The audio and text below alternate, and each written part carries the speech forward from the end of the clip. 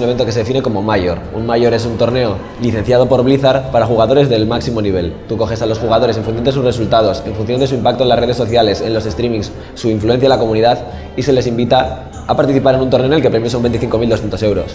Estos jugadores tienen que jugar al máximo nivel, son jugadores competitivos que se preparan para este torneo metiendo incluso 10 horas al día de cara a ese torneo. Junto a la Game tenemos un encuentro junto al fuego, que es un evento más pequeñito que la Game Major en sí, porque queremos dar la oportunidad a jugadores de todo clase de niveles para que cualquier persona que le apetezca conocer el juego y competir a un nivel alto pueda venir aquí a jugar. Permite a los jugadores estar junto a los profesionales y además por competir por un premio de 2.000 euros, que es un premio bastante importante a nivel nacional.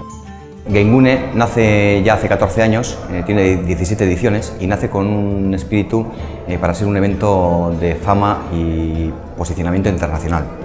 De hecho, ya con el Counter-Strike éramos unos eventos referente en todo el mundo en cuanto a lo que era la escena del Counter-Strike de aquella época.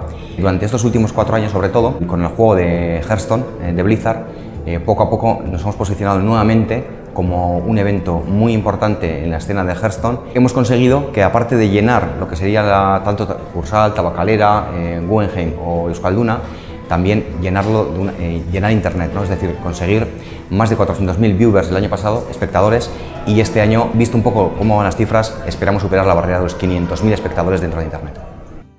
Bien, este año hemos intentado potenciar más el tema de los streamings, ya no solo centrándonos en Twitch, sino que hemos incorporado una nueva plataforma para China, que es Douyu, y a través de ella esperamos también crecer en el número de viewers que tenemos en Asia. Para este torneo soy un innkeeper. Entonces, en Game lo que hace el innkeeper, lo que busca es que los jugadores se sientan como en casa, ¿vale? Estén aquí con nosotros, no tengan todo lo que necesiten en todo momento y sobre todo vigilar el transcurso de las partidas, tomar nota de las barajas con las que van a jugar, la baraja que le van a banear, ofrecerles facilidades para que disfruten del torneo lo máximo posible.